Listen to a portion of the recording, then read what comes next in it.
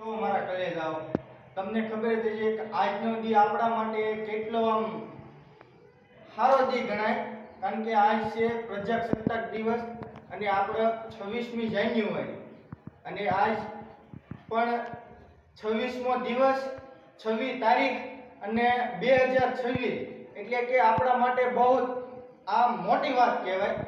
અને આ 77મો ધ્વજવંદન છે અને આપણે નિશાળે અત્યારે આવી ગયા છીએ તો હમણાં ધ્વજવંદન થાય છે તો ત્યાં જઈને તમને બતાવું.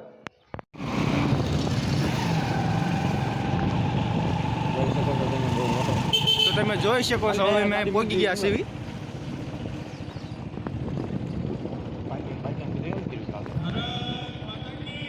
તો તમે જોઈ લો હવે અમે પહોંચી ગયા છીએ. બસ બહુ અને આપણી તમામ વ્યક્તિઓને થોડાક મોડા પડ્યા તારો ભાઈ ક્યાં છે? બધા ભાઈ અહીંયા આવ્યા છે એવું છે. સૌથી પહેલી વાત આપણી આસપાસ જે પર્યાવરણ આ મંચની જોઈ લો આપણા દેશના ફૌજીઓ બધા અને વડીલોને કે યુવા પેઢીને સારા સંસ્કારો આપીએ અને ભારત દેશ માટે કંઈક કરી જાય એ પ્રકારે એમને એક દિશા આપીએ, સારું ભણતર અને સારું ઘડતર આપીએ અને યુવા પેઢી રમતગમત ક્ષેત્રમાં પણ આગળ વધે એ પ્રમાણે એમને દિશા આપીએ. આ સાથે બંધારણનું ઘડતર રાણી એલિઝાબેથના આદેશથી કેટલાક અંગ્રેજો ભારત દેશમાં વેપાર અર્થે આવે છે અને આપણા દેશની નબળી કડીઓને ધ્યાનમાં લઈ અને આપણને સૌને ગુલામ બનાવે છે. આમ તો એવું કહેવાય છે કે ભારત ભૂમિ એટલે સંત, શૂરવીરો અને દાનવીરોની ભૂમિ, પણ આ વિકટ પરિસ્થિતિ વચ્ચે આપણે સૌ ગુલામ બનીએ છીએ. લગભગ 300 વર્ષ સુધી આઝાદી માટેના પળે પળના સંઘર્ષ પછી આપણો દેશ 15મી ઓગસ્ટ 1947ના દિવસે આઝાદ થાય છે. કોઈ પણ કુટુંબ કે સમાજને ટકાવી રાખવા માટે, સુશાસિત કરવા માટે બંધારણની જરૂર હોય છે. ભારત આઝાદ થાય છે ત્યારે આપણા દેશની વચ્ચે અનેક પડકારો હોય છે. આપણો દેશ અનેક રજવાડાઓમાં વહેંચાયેલો હોય છે. અનેક વિકટ પરિસ્થિતિઓ વચ્ચે આપણા દેશના મહાન ક્રાંતિકારી એવા સરદાર વલ્લભભાઈ પટેલ આ રજવાડાઓને એકત્રિત કરવાનું કાર્ય કરે છે અને ત્યારબાદ આપણા દેશનું બંધારણ ઘડવાની શરૂઆત થાય છે. ડૉક્ટર રાજેન્દ્ર પ્રસાદ આપણા બંધારણ સભાના અધ્યક્ષ હતા અને ડૉક્ટર B.R. આંબેડકર સાહેબ આપણી બંધારણની ડ્રાફ્ટિંગ કમિટીના અધ્યક્ષ હતા, જેને આપણે સૌ બંધારણના પિતામહ તરીકે ઓળખીએ છીએ. આપણા બંધારણમાં